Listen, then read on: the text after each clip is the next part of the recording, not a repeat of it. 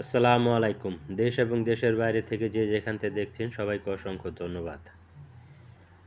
আমরা গ্রাম অঞ্চলে থাকি প্রায়, এই কারণে আমাদের এইখানে প্রচণ্ড শীত পড়ে গেছে।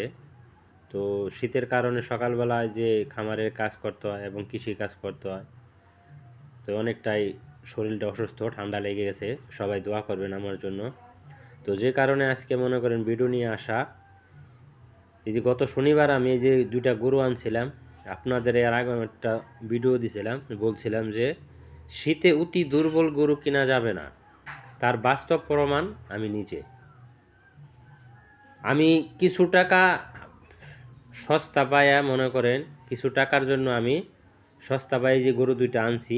একটা মাশাআল্লাহ অনেকটাই সুস্থ। যে গরুটা আনতে সময়ও মনে করেন শুয়ে পড়ছিল রাস্তায়, এই গরুটা আজকে হঠাৎ করে গত রাত্রে শুয়ে আছিল, শোয়াতে উঠতে সময় পিছনের পাও ২টা পিছল খায়া ড্রেনের কাছে চলে গেছে এবং ২ পাও ২ দিকে চলে গেছে।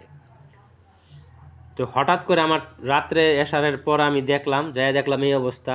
তো আমি ঘরের ভিতরে ঢুইক্কা মনে করেন গরু উঠানোর অনেক চেষ্টা করলাম, কোনোভাবেই উঠাইতে পারলাম না। পরবর্তীতে ওইভাবেই একটু ঠিক করে, মানে পজিশন, শোয়ার পজিশন করে রাইখা দিয়ে আসছি। সারা রাত্রে গরু উঠে নাই, সারাদিনও গরু উঠে নাই। তো গরু খাওয়া দাওয়া ঠিক আছে। পরে আপনার এই যে দুপুরবেলা গোসল করানোর সময় হঠাৎ করে গরুটা পানি যখন শরীরে পড়ছে তখন উঠে গেছে। তো আপনারা এই ভুলটা কখনো করবেন না, যে শীতে অতি দুর্বল গরু কিনবেন না। আসসালামু আলাইকুম, সবাই ভালো থাকবেন, সুস্থ থাকবেন।